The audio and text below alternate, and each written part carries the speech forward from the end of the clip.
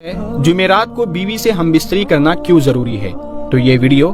शादीशुदा लोगों के लिए, उन जोड़ों के लिए बहुत ही अहम और बहुत ही जरूरी है। तो इस वीडियो को शादीशुदा लोग जरूर देखें और बच्चे इस वीडियो से दूर रहे। प्यारे दोस्तों, हजरत जाबिर बिन अब्दुल्लाह रदियल्लाहु ताला अन्हु से रिवायत है, उन्होंने फरमाया, यहूदी कहा करते थे कि जो कोई पिछली तरफ से होकर औरत से अगली जगह में हमबिस्तरी करता है उसका बेटा बेंगा पैदा होगा। तो अल्लाह ताला ने आयत नाजिल फरमाई जिसका तर्जुमा ये है, तुम्हारी बीवियां तुम्हारी खेती है, अपनी खेतियों में जिस तरह चाहो आओ। प्यारे दोस्तों, जुमेरात को हमबिस्तरी करने वाले लोग रसूलुल्लाह सल्लल्लाहु ताला अलैहि वसल्लम का ये फरमान जरूर सुन ले, और जो लोग जुमेरात को हमबिस्तरी नहीं करते उनके लिए रसूलुल्लाह सल्लल्लाहु ताला अलैहि वसल्लम का फरमान है, वो भी उनको जरूर सुनना चाहिए। जुमेरात को हमबिस्तरी करने के क्या फायदे हैं, जुमेरात को हमबिस्तरी ना करने के क्या नुकसान है, जुमेरात और जुमा को हमबिस्तरी क्यों जरूरी है और इसका सवाब क्या है, हदीस की रोशनी में इसका जवाब क्या है, हमबिस्तरी का सुन्नत तरीका क्या है और कौन से वक्त में हमबिस्तरी करनी चाहिए। तो ये तमाम बातें इंशाअल्लाह ताला इस वीडियो में आपके साथ शेयर की जाएगी। शोहर को हमबिस्तरी के लिए मुनासिब वक्त तय कर लेना चाहिए, इसीलिए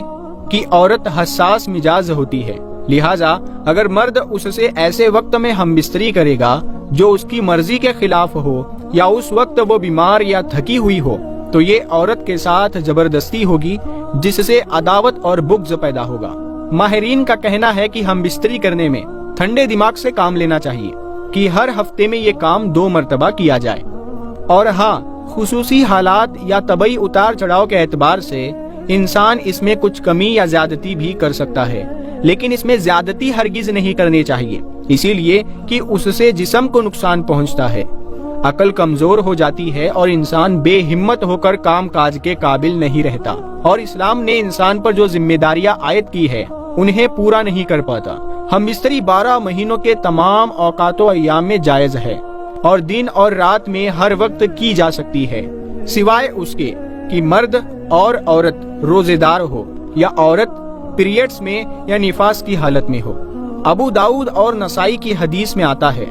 कि जो शख्स जुमा के दिन बीवी को गुस्ल करने पर मजबूर करे, यानी बीवी से हमबिस्तरी करके उसे गुस्ल पर मजबूर करे और खुद भी गुस्ल करे और नमाज के लिए जल्दी करे और अव्वल वक्त में जाए और सवार ना हो पैदल चलकर जाए और इमाम के करीब बैठे और इमाम की बात को गौर से सुने और लगाव बात ना करे, तो उसके हर कदम उठाने पर 1 साल के रोजे और खड़े होकर नमाज पढ़ने का सवाब मिलता है। प्यारे दोस्तों, हदीस शरीफ में है कि हजरत आयशा सिद्दीका रदियल्लाहु ताला अन्हा ने नबी करीम सल्लल्लाहु ताला अलैहि वसल्लम की बारगाह में अर्ज किया कि या रसूलल्लाह सल्लल्लाहु ताला अलैहि वसल्लम, हमारे माँ बाप आप पर कुर्बान हो, वो कौन सा वक्त है जिसमें हमबिस्तरी करनी चाहिए। और दूसरी बात ये है कि औरतों को तो सवाब है, लेकिन मर्दों को क्या सवाब है। हालांकि ये हया का मसला है, लेकिन मैं इस्लाम और हदीस की रोशनी में ये बात वाजे करना चाहती हूँ कि अजदवाजी जिंदगी कैसे गुजारनी चाहिए। अल्लाह के रसूल सल्लल्लाहु ताला अलैहि वसल्लम ने फरमाया, अगर शोहर अपनी बीवी का हाथ पकड़े तो अल्लाह तबारक व ताला उसके नामा अमाल में 1 नेकी लिख देता है, और अगर प्यार से शोहर अपनी बीवी के गले में हाथ डालता है तो अल्लाह ताला उसके नामा अमाल में 10 नेकियां लिख देता है, और अगर शोहर जब अपनी बीवी से मुबाशिरत यानी हमबिस्तरी करता है तो वो दुनिया व माफिया से अफजल है। रसूलुल्लाह सल्लल्लाहु ताला अलैहि वसल्लम ने फरमाया कि जब शोहर गुस्ल करता है तो पानी का एक कतरा जो उसके जिस्म से गिरता है उसके बाल को टच करता है तो उसके जिस्म पर जितने भी बाल है उस बाल के बराबर अल्लाह तबारक व ताला उसे नेकियां अता फरमाते हैं, और उसके नामाए आमाल में नेकियां लिखता है, और उसके बाल के बराबर उसके गुनाह माफ फरमा देता है और उसके दर्जात को बुलंद फरमा देता है। इसके बाद अल्लाह के रसूल सल्लल्लाहु ताला अलैहि वसल्लम इरशाद फरमाते हैं कि जो शोहर गुस्ल करता है वो दुनिया व माफिया से अफजल है। इसका मतलब ये है कि अल्लाह तबारक व ताला उसे वो चीज अता करते हैं जो दुनिया और माफिया से बेहतर है। अल्लाह के रसूल सल्लल्लाहु ताला अलैहि वसल्लम फरमाते हैं कि अल्लाह तबारक व ताला तमाम फरिश्तों को जमा करके उनके दरमियान फक्र करते हैं कि देखो یہ اپنی بیوی سے ہم بستری کے بعد رات کے اس حصے میں میرے خوف سے میرا ڈر رکھتے ہوئے غسل کر رہا ہے، اور غسل کرنے کے بعد یہ میری عبادت کرے گا، تو اللہ تبارک و تعالیٰ فرشتوں میں فخر کرتے ہیں۔ تو یہ ہم بستری کرنے کی فضیلت ہے۔ شوہر کا اپنی بیوی کو خوش کرنے کا اتنا بڑا ثواب ہے کہ اللہ تبارک و تعالیٰ خود اپنے فرشتوں کے سامنے یہ بیان کرتا ہے، فخر کرتا ہے کہ میرا بندہ اپنی بیوی کو خوش کرنے کے بعد رات کے اس حصے میں ڈر اور خوف کی وجہ سے غسل کر رہا ہے تاکہ وہ میری عبادت کر سکے۔ اس کے بعد اللہ کے رسول صلی اللہ تعالی علیہ وسلم ارشاد فرماتے ہیں،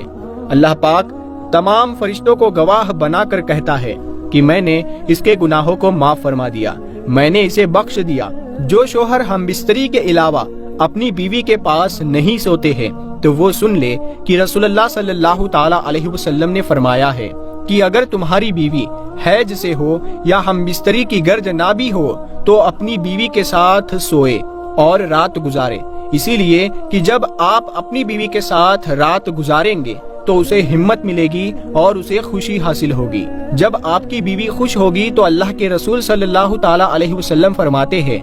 پھر ادھر ادھر سونے سے افضل یہ ہے کہ آپ اپنی بیوی کے ساتھ سوئے، کیونکہ اپنی بیوی کے ساتھ سونا انبیاء کرام علیہم السلام کی سنتوں میں سے ہے۔ اب بات کرتے ہیں کہ ہم بستری کا وقت کون سا بہتر ہے اور کون کون سے دن کرنی چاہیے اور کون کون سے دن نہیں کرنی چاہیے۔ دیکھیے پیارے دوستو، ہم بستری کی اتنی بڑی فضیلت ہے۔ سنت یہ ہے کہ ہم بستری جمعہ کی شب یا جمعہ کے دن کرنی چاہیے، اسی لیے کہ امام بخاری رسول اللہ صلی اللہ تعالی علیہ وسلم سے روایت کرتے ہیں کہ آپ صلی اللہ تعالی علیہ وسلم نے فرمایا کہ جو شخص جمعہ کے دن غسل جنابت کرے اور پھر نماز کو جائے تو وہ ایسا ہے کہ گویا اس نے اونٹ کا صدقہ کیا، اور جو دوسری گھڑی میں جائے تو اس کو گائے کے برابر صدقے کا ثواب ملتا ہے، اور جو تیسری گھڑی میں جمعہ کے لیے جائے اسے سنگدار مینڈھے کے برابر ثواب ملتا ہے، اور جو چوتھی گھڑی میں جائے اسے مرغی کے برابر ثواب ملتا ہے، جو پانچویں گھڑی میں جائے